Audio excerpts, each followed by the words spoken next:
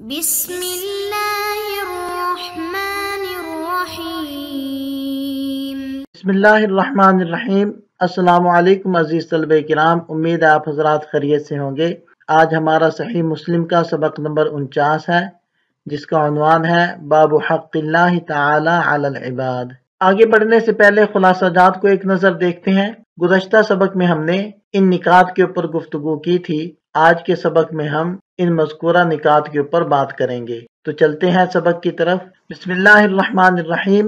وبه قال حدثنا ابو بکر بن ابی شیبہ قال حدثنا ابو الاحوص سلام بن سلیم عن ابی اسحاق عن عمرو بن میمون عن معاذ بن جبل رضی اللہ عنہ قال كنت ردف رسول اللہ صلی اللہ علیہ وسلم على حمار يقال له عفیر قال فقال یا معاذ اتدری ما حق اللہ علی العباد وما حق العباد علی اللہ؟ قال قلت اللہ ورسولہ اعلم۔ قال فإن حق اللہ علی العباد ان يعبدوا اللہ ولا يشركوا به شيئا وحق العباد على الله عز وجل الا يعذب من لا يشرك به شيئا۔ قال قلت يا رسول الله افلا ابشر الناس؟ قال لا تبشرهم فيتكلوا۔ حضرت معاذ بن جبل رضی اللہ عنہ فرماتے ہیں کہ میں نبی پاک صلی اللہ علیہ وسلم کے پیچھے ایک گدھے پر جس کا نام عفیر تھا بیٹھا تھا۔ آپ علیہ السلام نے فرمایا، اے معاذ، تم جانتے ہو اللہ تعالیٰ کا بندوں پر کیا حق ہے اور بندوں کا اللہ تعالیٰ پر کیا حق ہے؟ میں نے کہا اللہ اس کے رسول صلی اللہ علیہ وسلم ہی زیادہ جانتے ہیں۔ آپ علیہ السلام نے ارشاد فرمایا، اللہ تعالیٰ کا حق بندوں پر یہ ہے کہ وہ اس کی بندگی کریں اور اس کے ساتھ کسی چیز کو بھی شریک نہ ٹھہرائیں، اور بندوں کا اللہ تعالیٰ پر حق یہ ہے کہ جو اس کے ساتھ شرک نہ کرے اسے عذاب نہ دے۔ میں نے کہا اللہ کے رسول، کیا میں لوگوں کو یہ خوشخبری نہ سنا دوں؟ تو آپ علیہ السلام نے فرمایا انہیں یہ خوشخبری مت سناؤ، وہ اسی پر اکتفا نہ کر بیٹھے ہیں۔ آپ صلی اللہ علیہ وسلم نے بطور تواضع اور انکساری کے کبھی کبھی گدھے پر سواری بھی کی ہے، جس سے گدھے کی قسمت جاگ اٹھی کہ اس کا پسینہ ناپاک نہ رہا اور جھوٹے میں بھی نجاست نہ رہی۔ اور یہ بات سمجھنا بھی ضروری ہے کہ اس گدھے سے چھوٹے چھوٹے گدھے مراد نہیں جو ہمارے ہاں ہوتے ہیں، جن پر سواری کرنا عموماً معیوب سمجھا جاتا ہے، بلکہ یہاں گدھے سے عرب کا وہ بڑا گدھا مراد ہے جو تقریباً خچر کے برابر ہوتا ہے۔ جس طرح بڑے سفید گدھے ہوتے ہیں، ان پر سوار ہونا کوئی عیب کی بات نہیں تھی۔ حضرت معاذ رضی اللہ عنہ کا نبی پاک صلی اللہ علیہ وسلم کے ساتھ ایک گدھے پر سوار ہونا یہ بھی بتلاتا ہے کہ یہ بڑا گدھا تھا۔ حق العباد علی اللہ، کہ اللہ نے عمل کرنے پر جو اجر و ثواب کا وعدہ کیا ہے، اس کو یہاں حق سے تعبیر کیا گیا، یعنی اس کا ملنا ایسا ہی یقینی ہے جیسا کہ کسی واجب چیز کا ملنا یقینی ہوتا ہے، کیونکہ اللہ تعالیٰ نے اجر و ثواب کا وعدہ کیا ہے اور اللہ تعالیٰ وعدہ خلافی نہیں کرتے۔ ان اللہ لا یخلف المیعاد، ورنہ تو بندے کی طرف سے کوئی چیز واجب ہی نہیں ہوتی۔ اگر اللہ تعالیٰ پر بھی کوئی چیز ضروری ہو جائے تو پھر وہ خدا ہی کیا رہ جائے گا، اس لیے کہ عامر معمور سے بڑی ہستی ہوتی ہے اور اللہ تعالیٰ سے بڑھ کر کوئی ہستی ہی نہیں۔ یا حق کے معنی متحقق، ثابت اور لائق کے بھی لیے جا سکتے ہیں۔ اس صورت میں مطلب یہ ہوگا کہ جو لوگ شرک سے بچے رہیں، تقاضۂ حکمت یہ ہے کہ اس کو عذاب نہ دیا جائے۔ یہ اللہ تعالیٰ کے لیے حق کا لفظ برسبیل مقابلہ و مشاکلہ ہے، جیسے وَمَكَرُوا وَمَكَرَ اللَّهُ اور جزاء سیئۃ سیئۃ، ان میں اللہ تعالیٰ کی طرف مکر اور برائی کے بدلے کو برائی کے ساتھ مشاکلۃ الموسوم کر دیا گیا، اس کا وہی معنی اللہ تعالیٰ کے ساتھ مراد نہیں۔ تو اسی طرح حق بمعنی یہاں واجب نہیں۔ یہاں اس روایت کی سند کے اوپر بات کرتے ہیں۔ اس کی سند میں 5 رجال ہیں۔ ابو بکر ابن ابی شیبہ، جن کا نام عبداللہ بن محمد ابن ابی شیبہ الکوفی ہے، اور ان کا تذکرہ گزشتہ باب کے اندر بھی گزر چکا ہے۔ دوسرے راوی ہیں ابو الاحوص سلام بن سلیم الحنفی، یہ بھی ثقۃ متقن ہے۔ تیسرے راوی ہیں ابو اسحاق عمرو بن عبداللہ الحمدانی السبیعی الکوفی، یہ بھی ثقۃ عابد۔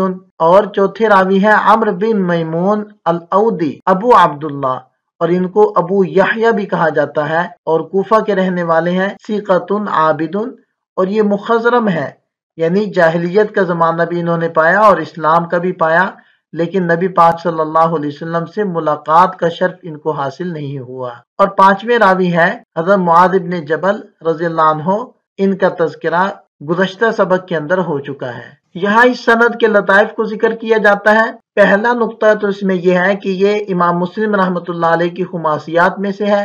दूसरा नुक्ता कि इसके रिजाल सारे के सारे सियासिता के रिजाल हैं। तीसरी चीज, इसमें कूफा के रावियों का तसलसल है सिवाय हज़रत मुआज़ रज़ियल्लाहु अन्हु के कि ये मदनी है।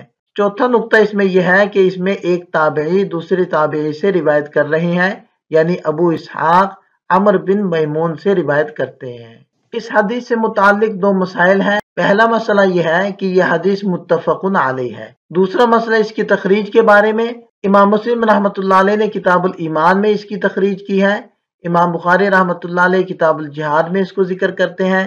इमाम तिरमिज़ी रहमतुल्लाह, इमाम नसाई और इमाम अहमद बिन हम्बल, इन हजरात ने भी इस हदीस पाक को अपने अपनी किताबों में जिक्र किया है। वबी क़ाल हद्दसना मुहम्मद इब्न मुसन्ना व इब्न बश्शार क़ाल इब्न मुसन्ना क़ाल हद्दसना मुहम्मद इब्न जाफ़र क़ाल हद्दसना शुअबा अन अबी हसीन वल अशअस इब्न सुलैम अन्नहुमा समिअ अल अस्वद इब्न हिलाल युहद्दिसु अन मुआज़ इब्न जबल रज़ियल्लाहु अन्हु क़ाल क़ाल रसूलुल्लाह सल्लल्लाहु अलैहि वसल्लम या मुआज़ अतदरी मा हक़्क़ुल्लाहि अलल इबाद क़ाल अल्लाहु व रसूलुहु आलम क़ाल अन युअबदल्लाहु व ला युशरक बिही शैअ क़ाल अतदरी मा हक़्क़ुहुम अलैहि इज़ा फ़अलू ज़ालिक फ़क़ाल अल्लाहु व रसूलुहु आलम क़ाल अल्ला युअज़्ज़िबहुम। तर्जुमा इसका वाज़ेह है। इस हदीस की सनद को हम देख लेते हैं। इस सनद के रिजाल 8 हैं। मुहम्मद इब्न मुसन्ना, जिनकी कुनियत अबू मूसा अल-अनज़ी है, अज़्ज़मिन अल-बसरी के नाम से ज्यादा मारूफ थे, सिक़तुन हाफिजुन। दूसरे हैं इब्ने बश्शार, मुहम्मद बिन बश्शार, जो बुंदार के लक़ब से मारूफ थे, अबू बकर अल-बसरी, सिक़तुन हाफिजुन। तीसरे रावी हैं मुहम्मद बिन जाफ़र, जो गुंदर के लफ़ज़ से मारूफ थे, अबू अब्दुल्लाह अल-बसरी हैं। अबू अब्दुल्लाह कुनियत है, बसरा के रहने वाले हैं, सिक़तुन सिक़ा रावी हैं। पांचवें रावी हैं शोबा बिन हज्जाज बिन वर्द अल-अतकी, सिक़तुन हाफिजुन मुत्क़िनुन आबिदुन अमीरुल मुमिनीन फिल हदीस। पांचवें रावी हैं अबू हसीन, हा के फतहा साद के कसरा के साथ, इनका नाम था उस्मान बिन आसिम बिन हसीन अल-असदी अल-कूफी, सिक़तुन सुन्नियुन। छठे रावी हैं अशास बिन सुलैम बिन असवद अल-मुहारबी अल-कूफी, ये भी सिक़ा है, ये इनके असाज़े किराम का तज़किरा है।